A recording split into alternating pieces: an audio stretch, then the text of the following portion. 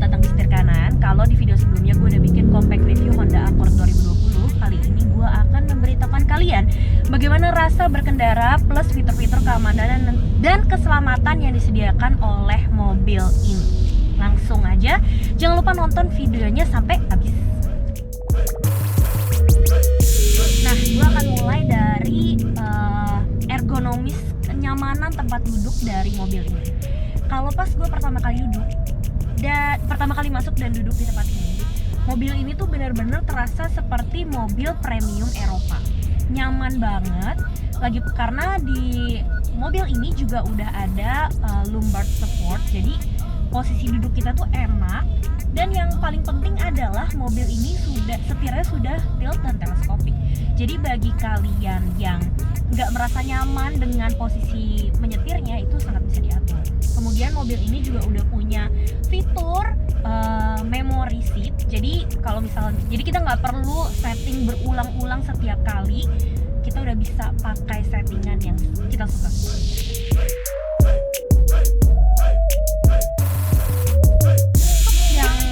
Kursi penumpang yang di belakang, menurut gue mobil ini juara banget sih. Memang sih biasa mobil sedan itu diperuntukkan dan diprioritaskan kenyamanannya untuk penumpang yang di belakang. Kalian bisa lihat nih, headroom dan legroomnya itu benar-benar lega banget. Padahal di depan ini gue nggak berusaha untuk memajukannya supaya legroomnya jadi besar. Memang benar-benar besar banget dan nyaman karena ada tirai juga di samping kanannya, sehingga kalau kalian mau lebih terjaga istilahnya privasinya atau juga terlalu terang di luar, itu bisa langsung dinaikin aja tirainya. Nah, mobil ini tuh mengalami perubahan yang lumayan banget. Dalam arti itu dulu pilar C-nya itu bentuknya nggak seperti sekarang. Sekarang itu kan kelihatannya kayak liftback coupe gitu. Nah, yang itu yang membuat headroom dan legroomnya semakin lega.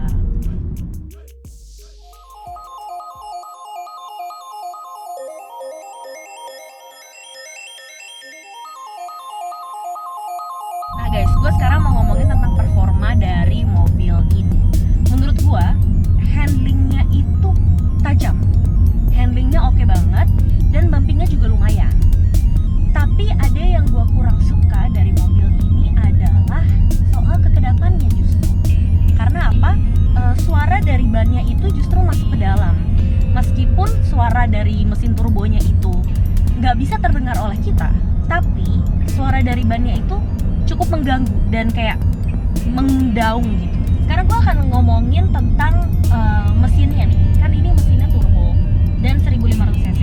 Accord itu kan biasanya 2400. Sekarang berubah jadi 1500. Apakah menurut gue berubah signifikan dari rasanya atau enggak?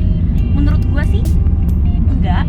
Tapi karena pakai transmisi CVT, jadinya itu ada lag. Dan lagnya ini cukup mengganggu sih sebenarnya. Kalau misalnya pakai mode Econ, ada lag sekitar 3-4 detik sampai mobil ini benar-benar mengeluarkan tenaganya. Tapi kalau misalkan pakai mode Sport, lagnya lebih singkat, sekitar 2 detik. Tapi menurut gue, mobil ini tuh cukup fun to drive. Kenapa? Karena mobil ini bisa diajak santai, bisa juga dia ajak lari. Karena ada pedal shifter juga. Dan terasa sekali saat gue nyetir mobil ini, enak aja gitu. Nah, tadi udah sempat ngomongin soal ergonomis dan juga soal performa dari mesinnya. Meskipun menurut gua performa dari mesinnya bukan yang terbaik dari Honda ataupun terbaik dari segala merek, tapi ada satu hal yang sangat menonjol dari mobil ini adalah fitur keamanan dan keselamatannya. Kalau kalian nonton compact review gue, kalian pasti tahu kalau misalnya gue sempat ngomongin soal Honda Sensing. Itu adalah mata dari mobil ini. Jadi dia menjaga mobil kita agar istilahnya memperingati kita kalau udah mau kena benturan. Nah, jadi kalau misalkan tadi gue di jalan tol, tadi aja bahkan pas gue mau bayar tol, kan kalau bayar tol itu kan agak sempit ya ruangannya. Nah, itu tuh langsung diberikan visual di tampilan head unitnya kalau misalnya mobil gue itu sudah berada di jarak yang sangat dekat dengan objek lainnya. Dan kalau misalkan kalian sen kiri kayak gini nih misalnya, atau kalian mau sen kanan, itu di tampilan head unitnya akan menunjukkan citra dari kamera belakang. Jadi kalian nggak perlu repot-repot ngelihat spion ke kiri atau ke kanan seperti itu. Kalian bisa cukup lihat dari head unit aja. Dan ada 3 tampilan juga. Ada tampilan yang wide, tampilan yang lebih sempit, dan tampilan bawah. Kan kadang-kadang soalnya jalan itu suka banyak lubang. Jadi menurut gua Honda Sense ini sangat sobat. Oke, sekarang gua mau ngomongin soal salah satu fitur yang cukup oke menurut gua, yaitu adalah lane keep assist dari Honda Accord ini. Jadi kalau kalian bagi yang belum tahu, lane keep assist itu menjaga mobil kita itu agar selalu istilahnya berada di jalurnya. Tapi kekurangannya adalah mobil ini lane keep assist-nya baru aktif di atas 70 km per jam. Jadi itu tidak mungkin di jalanan Jakarta yang super macet dan padat. Ini mesti di jalan tol yang cukup lebih luas dan tidak macet.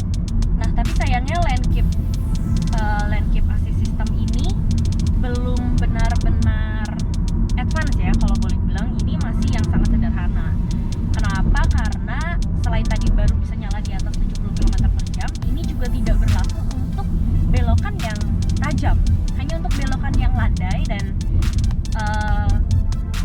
jalanan Jakarta kan tidak selalu seperti itu, sehingga masih banyak keterbatasan untuk lane keep assist. Nih guys, sekarang kita akan cobain lane keep assist-nya. Gue sudah berada di salah satu tol yang cukup lowong di daerah Depok sana, untuk kita ngelihat apakah lane keep assist-nya ini bisa benar bekerja apa. Gue akan tancap gas dulu ke 70 km per jam, oke?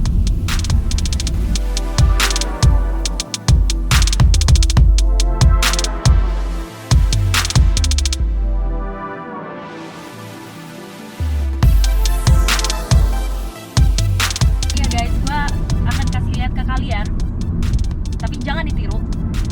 Ya jangan ditiru. Kenapa? Karena ini gue mau kasih lihat kalau ini sistem yang sedang mengendarai mobil ini. See, dia tetap terjaga. Gue angkat tangan. Keren kan? Tapi tetap aja, meskipun ada fitur keselamatan ini bukan fitur yang menyelamatkan kalian, tapi ini adalah fitur seperti yang membantu supaya kalau misalkan kalian lagi ngeleng istilahnya, lagi kecapean. Kadang kan kita suka kecapean dan kadang-kadang kontrol udah nggak beraturan. Mobil ini sangat membantu kalian memberikan peringatan visual maupun getaran sehingga kalian tetap di tengah. Gue tetap berada di tengah. Ini gue tidak nyetir sama sekali. Oke. Nah, selanjutnya di mobil ini juga ada adaptive cruise control. Of course, ada lane keep assist, juga ada temannya sih, adaptive cruise control, yang bisa ngejaga kecepatan kalau kita udah mulai mendekat dengan mobil yang ada di depan kita. Sekarang ini gue pasang adaptive cruise controlnya di level medium. Jadi ada di, kalau misalkan sudah mulai mendekat aja dengan mobil, dia akan melakukan peringatan, bahkan bisa mengintervensi hingga rem. Kita akan coba, kita lihat apakah adaptive cruise control dari mobil ini bekerja dengan baik dan bisa diandalkan. Nah guys, ini gue lepas kaki, bahkan gue lepas tangan. Gue lagi pasang di adaptive cruise control yang long, dan dia tetap menjaga percepatan mobilnya di 60 km per jam supaya gue nggak nabrak mobil yang ada di depan gue. See guys, gue nggak ngapa-ngapain dan dia tetap menjaga percepatannya. Jadi ini sangat bisa menghindari kita kalau misalkan yang lagi di jalan tol, dari tiba-tiba jalanan yang sangat lapang tiba-tiba di jalanan macet, adaptive cruise control ini cukup reliable.